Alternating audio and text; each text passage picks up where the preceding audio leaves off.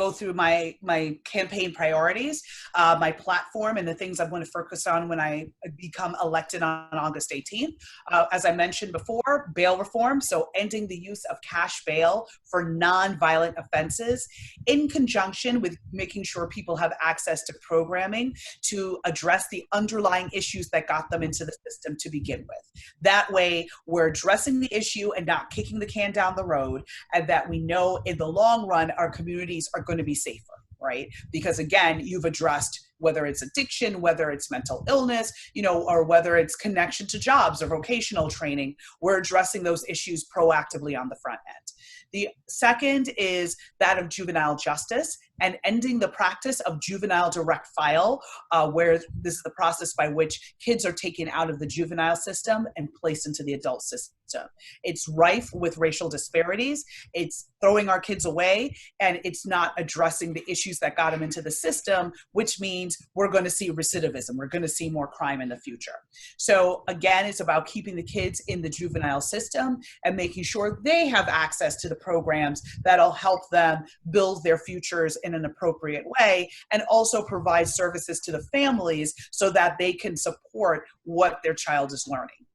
The third aspect is that of holding corrupt elected officials and police officers who choose to harm the community accountable. That is huge. Like I said, one of the biggest issues that people are concerned with. I will be handling that by creating a civil rights unit that will have dedicated prosecutors who will work only on police misconduct and police shooting cases. Part of that is, and that answers your question with regards to interactions with other counties and other progressive prosecutors. I have been in discussion with the progressive candidates in Broward County around exchanging each other's police shootings. So that way, Miami-Dade would investigate Broward issues with police, and Broward would be investigating Miami issues with police. That way, it has that level of separation, and people can feel more confident that, oh no, it's not like this is going to get swept under the rug because you're worried about maintaining relationships or you're going to need these officers for your cases next week. So that's super important. And my opponent, in the 27 years she has been in office, has never charged a police officer for an on-duty killing, not once. So right there is a huge stark difference.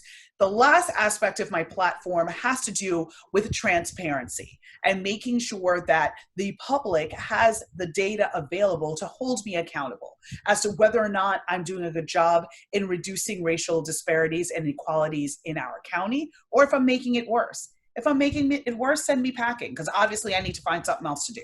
But if I'm making things better, give me another mandate for another 4 years.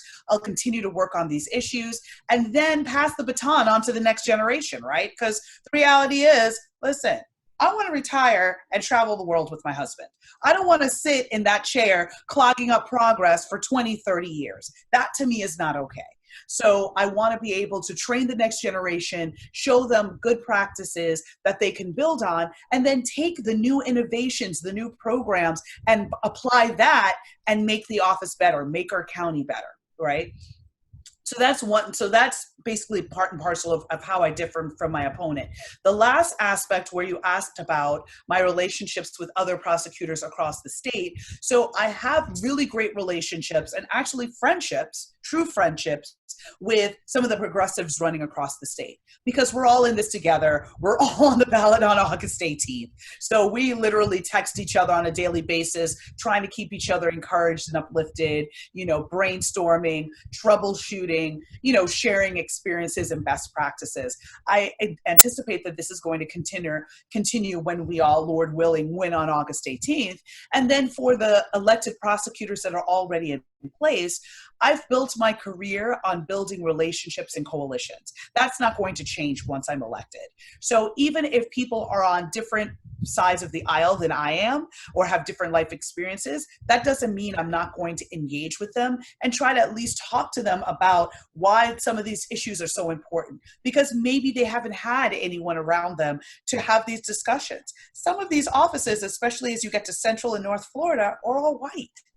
And some of them are small. They have 10 prosecutors. So if you have 10 prosecutors and they're all white, That's a whole different life experience than coming from a diverse office that's, considered big city, right? Your Miami, your Broward, your West Palm Beach, that sort of thing. But even West Palm Beach is tiny in compared to Miami and Broward. So, these are some of the things that I'm looking forward to being able to do, form those relationships, really push a progressive platform, but also use my platform to educate.